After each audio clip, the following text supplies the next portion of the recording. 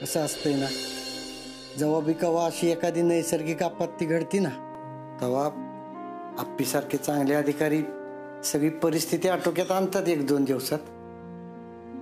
पण त्याचे परिणाम लई लांबपर्यंत राहतात ना. आता त्या लहान मुलीचंच बघ ना, कसं काढायचं तिनं एकटीनं आयुष्य. हा खरंच बाबा, ती बातमी ऐकल्यावर आपलाच जीव कसा झाला होता या दोघांसाठी. आपलं नशीब म्हणायचं हे दोघं सुखरूप परत घरी आले. पण ती मुक्ता बिचारी, तिचे बाबा नाही येऊ शकले परत. पिऊताई त्याचं जास्त वाईट वाटतंय ग मला. आप्पे, मला माहिती तू आत्तापर्यंत करत आलीस, इथून पुढे पण तू काहीतरी करशील.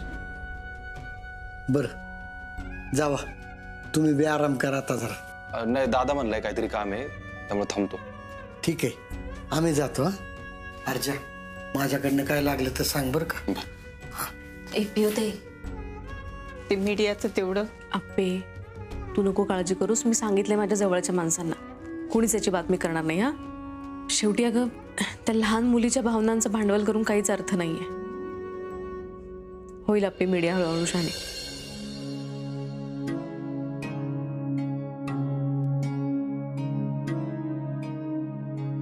काय काम असेल का दादाचं? काय माहिती रे. आले सर. अपर्णा, हा चेक मुक्ताच्या शिक्षणासाठी. अहो सर, अहो तिच्या शिक्षणाची व्यवस्था मी करते की, राहू दे. हो हो, पण आत्ता खात्यावर भरून ठेव हा चेक. तिच्या उच्च शिक्षणासाठी उपयोगी पडतील हे पैसे. अरे दादा, एवढं काय नाही. अर्जुन, अरे आम्हालाही आशा होती की कधीतरी आम्हाला बाळ होईल, त्यासाठीच ठेवले होते हे पैसे. हे बघा, तुम्ही दोघांनी अशी आशा सोडू नका बरं. नाही अपर्णा, आम्ही आशा नाही सोडलेली. उपचार तर सुरूच आहेत. पण जे बाळ अजून जन्माला आलंच नाही, त्याच्या भविष्याची चिंता करण्यापेक्षा मुक्ताच्या उज्ज्वल भविष्यासाठी या पैशांची जास्त गरज आहे. अगं अपर्णा, या मुक्ताच्या सगळ्या इच्छा पूर्ण झाल्या पाहिजेत. म्हणजे शंभूदादांना त्याच्यासाठी जे काही करायचं होतं त्यातलं थोडं जरी आम्हाला करता आलं ना, तरी आमच्या दोघांना लय आनंद होईल बघ. हो, म्हणजे तिचे खरेखुरे पालक नाही होऊ शकत आम्ही, पण पालकांची जबाबदारी मात्र नक्की घेऊ शकतो.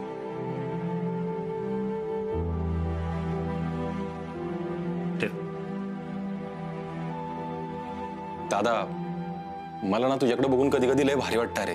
हेच म्हणणार होती मी आता. तुम्ही दोघेही ज्या प्रकारे सगळं हँडल करताय ना, खरंच कौतुकास्पद. हो अपर्णा, आता आमच्या दोघांच्याही मनाची तयारी झाली आहे. आणि उद्या आम्हाला जरी बाळ नाहीच झालं तरी आम्ही दोघं खुश राहू. वहिनी, अपर्णा, फक्त मुक्ताला तिला पाहिजे त्या क्षेत्रात पाहिजे तेवढं शिक्षण घेऊ देत, म्हणजे आम्हाला आणखी समाधान वाटेल. आप्पे, आपण एकदा मुक्ताला घरी घेऊन यायचं. हो अर्जुन, मलाही भेटायचं तिला. मी तिला घरी घेऊन येईन. चला, झोपायला जातो. अपर्णा, काळजी घे मुक्ताची, आणि तुझी पण घे. नाही म्हणजे एवढे तुझी लेस दगदग झाली आहे, आणि एवढी दगदग ह्या दिवसात चांगली नाही ग, म्हणून. हो, चल, गुड नाईट. Good night. काय करायचं यांचं मला कळतच नाही. एकीकडे स्वप्नील दादा आहे आणि एकीकडे सुजा. दोन टोकाची दोघं आहेत. आणि तरी सुजय भाऊजींना सगळंच मिळत केलं रे. पण म्हणून तो असा झालाय. दादा पहिल्यापासून शांत गरीब गाय एकदम, म्हणून सरकारने सुजाला हाताशी धरला. त्यामुळेच हे असं झालंय. भाऊजी ऐकतच नाही रे कोणाचं. जाऊ दे, चल झोपून घेऊ. हो, मी पाणी घेऊन येते, तू सांग. आत्या, झोपला नाहीत अजून? अगं पाणी घ्यायला आलं. बर. आप्पे ऐक ना, मला पण काहीतरी करायचंय. काहीतरी करायचंय म्हणजे? हा ग, म्हणजे त्या पोरीसाठी काहीतरी करायचंय. ते ड्रायव्हर दादा आहेत की नाही, त्यांच्या मुलीसाठी. अहो, आता सरांना मी तेच सांगितलं. आपण सगळेजण मिळून तिची काळजी घेऊ. हा ग, पण मी त्यात काय करायचं ते सांग की तू.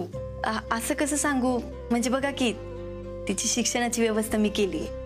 आणि खरं सांगू का आत्या, ती मुलगी मनाने लई कणखरे बघा. अगं, ते आत्ता झालं. पुढे जाऊन तिला सपोर्ट नाही मिळाला तर? हो मग आपण सपोर्ट करायचं की तिला.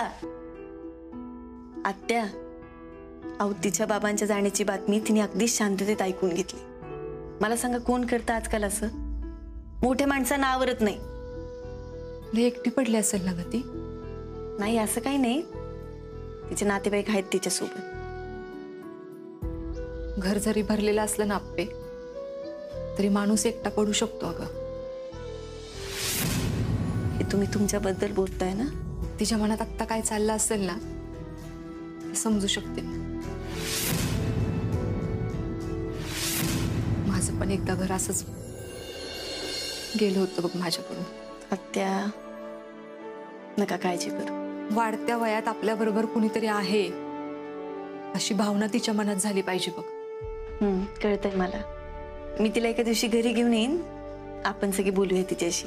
हा हो चालेल. आत्या,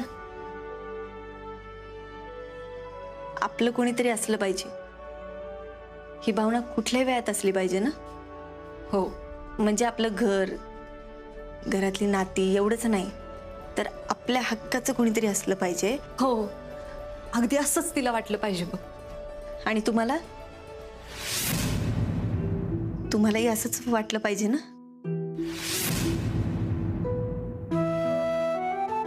आप्पे आत्ता माझा विषय नाही चाललाय, त्या मुलीचा विषय चाललाय. पण तुम्ही उत्तर द्या की. खूप रात्र झाली आप्पे, जाऊन झोप.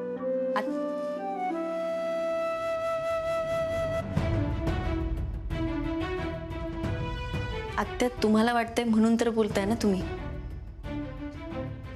आणि मला कळलंय तुमच्या मनात काय ते. अरे ही लग्नाचं काय डोक्यात घेतलंयस आता? दिप्या, काय तुझी काय भानगड बिनगड नाही ना बाहेर? दिप्या, आहे तशी भानगड काय नाही मम्मी. मग पण आयुष्यात प्रेमाची फुलं उमललेली होती. नाही असं नाही, पण आयुष्याच्या मैदानात ती टिकली नाही. अरे काय ताप बीब आला काय तुला? नाही नाही बापू, तसं नाही हो. आमच्या ऑफिस मध्ये एक पोरगी होती. मी तिला विचारायला गेलो, ती अशी समोर आली. मी तिच्या जवळ गेलो, ती अजून समोर आली. मी तिच्या अजून जवळ गेलो.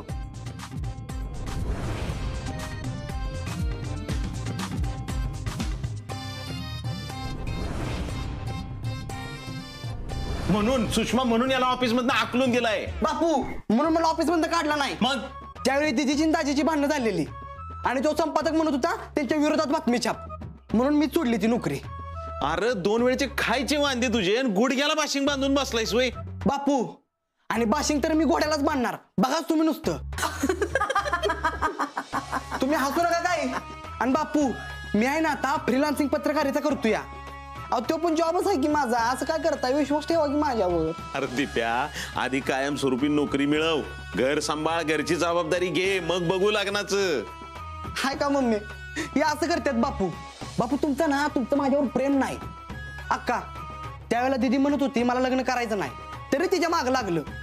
पण आता मी म्हणतोय माझं लग्न करायचं आहे, तर कोणच म्हणावं की ना. अरे या अन्यायाला कोण वाचा फोडणार? दिप्या, आता थोबाड बुडीन तुझं. ग बस म्हणलं ना. बापू अहो त्या दाजींच्या आत्यांचं बघा की. अहो त्यांचं लग्न केलं नाही तर त्या कशा सॅड सॅड असते त्या. अहो माझी पण तशीच अवस्था होईल हो, म्हणून म्हणतो मी तुम्हाला. दिप्या, तो वेगळा इशय, उगाच कुठला इशय कुठे जोडू नकोस. दिप्या, तू आधी नीट कामाला लाग, घर सांभाळायला लाग, पैसे साठव, मग लग्नाचं बघू. ठीक है बापू, इस घर की जिम्मेदारी मैं खुद अपने कंधों पर लूंगा. चल लागा कामाला. चला. ठीक आहे या तुम्ही, आल्यावर बोलू आपण. अरे आत्ताच म्हणलास की जिम्मेदारी लेंगे. चल चल सुरुवात कर. शुभश्य शीघ्रम. चल चल. थोडा आराम केला. हा नाही कर नंतर. काय बाई.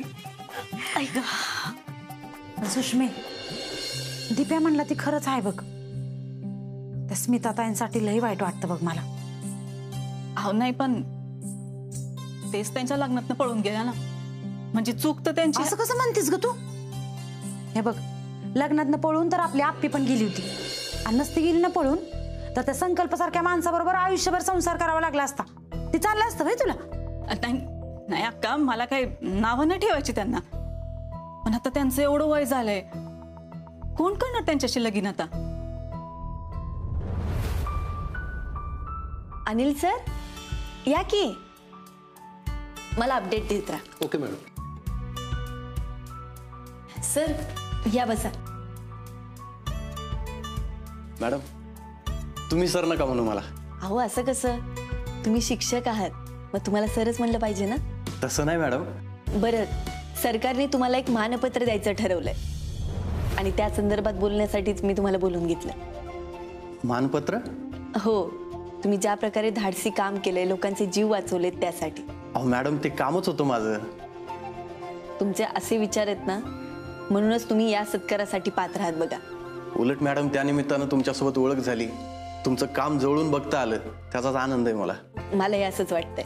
बरं, आता गावची परिस्थिती कशी आहे? होती नॉर्मल हळूहळू. लोकांची घरही वसू लागलेत, गव्हर्नमेंटची लोकही आमच्या मदतीला आहेत, त्याबद्दल तुम्हाला थँक्यू. नाही नाही, हे आमचं कामच आहे. तुम्ही काय घेणार का? चहा कॉफी काही सांगू? नाही नको मॅडम, काही नको. बर, काल आपलं बोलणं असं अर्धवट राहिलं. तुम्ही स्मिता आत्यानं ओळखता? अहो कॉलेजला क्लासमेट होतो आम्ही. बरं, म्हणजे चांगली मैत्री होती आमची, डिबेट पार्टनर होतो आम्ही. काय स्मिता आत्या डिबेट करायच्या? अहो मॅडम, वादविवाद स्पर्धेत स्मिताचा कोणी हात धरायचं नाही. नंतर नंतर तर लोक स्मिता स्पर्धेत आहे म्हणल्यावर नादालाच लागायचे नाही. अरे बापरे, नाही नाही, मलाही माहिती नव्हतं. स्मिता डायरी सुद्धा लिहायची.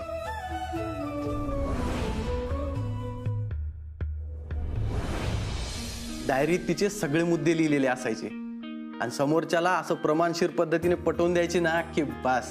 तुम्ही चांगले मित्र होतात असं वाटतंय. हो तर, पण नंतर नंतर संपर्क तुटला ते तुटलाच. तेव्हा असे फोन वगैरे नव्हते. एकदा गेट टुगेदर झालेलं, पण तेव्हा पण ती नाही आली. म्हणजे कॉलेज नंतर तुम्ही भेटलाच नसाल ना? नाही. बघू, नशिबात असलं तर परत एकदा भेटू. बरं, येतो मॅडम मी. हो, आणि हो, तुम्ही ऑफिसला वरचीवर येत राहा. गावातली परिस्थिती काय त्याची जरा माहिती द्या. गायतोंडींशी बोलून मी समन्वयक म्हणून तुमची नेमणूक करते. मॅडम सध्या पोरांची शाळा महत्वाची आहे, त्यामुळे हे काम जसं जमल तसं करेल मी. हो हो, काहीच हरकत नाही. येतो मॅडम.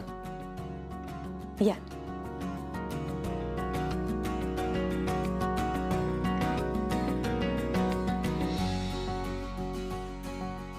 आत्यांचे जवळचे मित्र आहेत हे.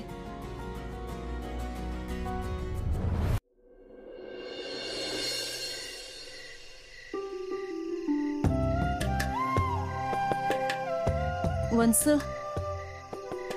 अगं वहिनी, तू कशाला आलीस? मला बोलवायचंस ना. ये बस इथे. आणि अगं अजून पाय नीट व्हायचा आहे, त्याच्यावर जोर देतेस तू. बस. नाही, मला जरा येऊसं वाटलं म्हणून आले. काही झालंय का वहिनी? लई दिवस झालं माझ्या मनात एक गोष्ट लई सलत्या बघा. वहिनी अगं बोलून मन मोकळं कर, बरं वाटेल तुला पण. वंस, खरंच तुम्ही सरकारांना माफ केलंय ना? असं काय विचारते सगळं? नाही म्हणजे हे लई चुकीचं वागले तुमच्याशी. त्यांचा राग समजू शकते मी, पण एवढी वर्ष तुम्हाला कोंडून ठेवायला नाही पाहिजे होती त्यांनी. वहिनी, माझ्या मनात दादाबद्दल काहीच नाही असं. खरंच सांगताय? अगदी खरं सांगते. माझ्या मनामध्ये दादाबद्दल असं काहीच नाहीये. नाही, पण असं आपल्याशी जर कोण वागल तर ते मनात राहतच ना. नाही वहिनी, दादाबद्दल माझ्या मनामध्ये आणि डोक्यामध्ये अजिबात काही नाही असं. माझ्या जीवाला लई दिवस गोर लागून राहिला होता. म्हणजे तुमच्या मनात जर असं काय असेल तर त्यांच्या वतीनं मी माफी मागते तुमची. ग वहिनी, तू असं बोलून मला का लाजवतीयस? खरं तर सगळ्यात मोठी चूक माझीच होती बघ. असं भरल्या मांडवात स्वतःच्याच लग्नात मी पळून जायला नको होतं बघ. आता तुम्ही म्हणताय तसं जे झालं ते झालं. आता ती घडलेली गोष्ट काय आपण बदलू शकतो का थोडंच? पण वहिनी, दादाबद्दल माझ्या मनात खरंच असं काही नाहीये. आणि देवाकडे मी पण रोज प्रार्थना करते दादा लवकर घरी यावा म्हणून. अगं मी तर म्हणते ते जिथं कुठं असतील तिथं अगदी सुखरूप असू देत बस. वहिनी, दादा लई खंबीर आहे बघ. तू जिथं असेल ना तिथं चांगलंच असेल आणि लवकर घरी येईल बघ तू. मी पण लई दिवस कारण शोधते की असं काय झालं असेल म्हणून एकाएकी त्यांना घर सोडून जायला लागलं असेल. मला पण खरंच कळत नाहीये की दादा असं घर सोडून का गेला ते. अहो म्हणूनच म्हणते मी, तुमच्या मनात जर असं काय असेल ना. अगं वहिनी, माझ्या मनात खरंच दादाबद्दल असं काहीच नाहीये. आणि मला सांग ना तू, जे ज्याच्या नशिबात असतं तेच घडतं की नाही. आता माझ्या नशिबात हे होतं, ते घडलं. काय माहित यांच्या नशिबात काय लिहून ठेवलंय. ते जर माहिती असलं असतं ना तर मग ही कुठल्या पापाची फळं आहेत तेच कळणं झालंय. अगं वहिनी, असा दोष स्वतःला नको देऊस. अजून काय करू वंस? नको कोसूस असं तू स्वतःला. दादा येईल, आपण देवाकडे प्रार्थना करू, तो येईल नक्की. प्रार्थना करण्यापलीकडे आता आपल्या हातात तरी काय आहे तवा.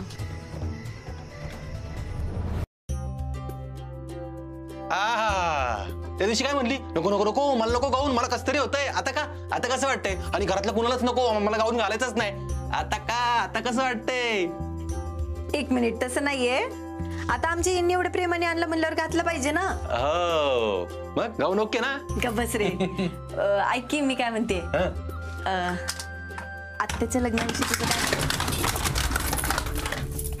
काय? कोणाच्या लग्नाचं काय? आत्याच्या लग्नाविषयी तुझं काय म्हणणं आहे? दार का लावतोयस? अगं काय खोळबिळ घेतलीस का काय डोक्यात? हे कसलं खुळे? अजून खूळ काय त्यात? मग असं का वाटलं तुला? अरे असं त्यांना वाटत असेल तर. आत्या काय म्हणली का तुला? नाही, त्या नाही म्हणल्या असं काही, पण मला असं वाटतं त्यांच्या मनात आहे. मला असं वाटतं तिच्या मनात एकदम उलटे. आत्या आत्ता सगळ्यात जास्त खुश आहे. करा कदम येत, काकी आहे, आपण सगळेजण आहे. आत्या खुश आहे, कळलं का? अर्जुन, आधीच आत्याच्या लग्नाचं काय झालं तुला माहिती आहे? मी तेच म्हणतेय, त्या भीतीपोटी त्या बोलत नसतील तर. असं तुला वाटतं ना? पण अर्जुन, असं त्यांनाही वाटत असेल, पण त्या बोलून दाखवणार आहेत का? आपण समजून घेतलं पाहिजे ना त्यांच्या मनातलं. आणि असं काय नसेलच तर आत्ते, मला वाटतं आपण यात पडायलाच नको. आत्ता कुठं सुजय शांत झालाय. तू बस घरातलं वातावरण नको तापवा. तू आधी उठ. अगं हे बघ, घरच्यांना काय वाटेल, नातेवाईक काय म्हणतील म्हणून ना त्यांचं आधीच खूप नुकसान झालंय. एक तर एवढी वर्ष त्यांना असं घरात डांबून घातलं होतं. हा, पण आता आहे का तसं? आता सगळं ओके आहे ना, राहू दे ना. 1 मिनिट, पण तू काय एवढा विरोध करतोय मला कळत नाहीये. या वयात आत्यांनी लग्न करू नये हे असं वाटतंय का तुला? हे सगळं पटत नाहीये का? काहीतरी काय बोलते आप्पे तू? मला आत्ता आत्यानी म्हणावं. हा, मग मी तेच म्हणतेय, पण आत्या हे स्वतःच्या तोंडून सांगणार आहेत का? आपण समजून घेतलं पाहिजे ना. खरं तर अर्जुन, आत्यांना विचारलं ना तर त्या म्हणतात हा आता हे सगळं नॉर्मल आहे, हेच बेस्ट आहे, त्या ह्यातच खुश आहे. मला तेच खटकतंय. तुला कळत नाही अरे, त्यांनी एवढ्यातच समाधानी का असावं सांग तुम्हाला? आत्या त्यांच्या काळात कॉलेजमधल्या टॉपर होत्या, केवढ्या हुशार होत्या त्या. त्यांच्या बाबतीत सगळं छान झालं असतं तर आज आत्या कुठल्या कुठे असत्या. तुला एक सांगू का, त्या जे काही डिझर्व करतात ना ते आपण त्यांना नाही देऊ शकत. म्हणून तिचं लग्न लावून टाकायचं. लग्न लावून नाही द्यायचं, त्यांच्या इच्छेनुसार लग्न करून द्यायचं असं म्हणतेय. अगं हो, पण तिची इच्छा आहे का नाही हे जर ती तिच्या तोंडाने बोलून दाखवणारच नसेल तर मग कसं होणार सगळं? नाही हे बघ अर्जुन, मला सांग, अशा किती बायका असतात ज्या आपल्या मनातलं बोलून दाखवतात? अरे काही मागायचं सोड, त्यांना त्यांचं मत मांडायचं असेल ना तरी त्यांना एवढी मोठी हिंमत गोळा करावी लागते. तसंच आत्यांचं नसेल कशावरून. आता या वयात त्यांना त्यांच्या लग्नाबद्दल बोलायचं म्हणल्यानंतर त्यांनाही भीती वाटेलच ना. घरचे काय म्हणतील, आजूबाजूचे काय म्हणतील, नातेवाईक काय म्हणतील. तेच की ती जर हा विचार करत असेल की या वयामध्ये आपण आपल्या घरामध्ये सुखात राहू, छान राहू, म्हणजे दुसरं असं काय करत नको बसायला, असं तिला वाटत नसेल त्याच्यावरून. जाऊ दे बरं, आपण नकोच बोलूया यावर. जाऊ दे, विषय सोडून देऊ. आणि ऐक, झोपून घे लवकर, सकाळी लवकर उठायचं.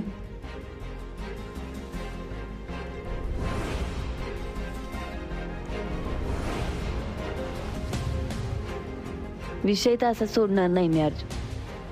बघू काय मार्ग निघतो.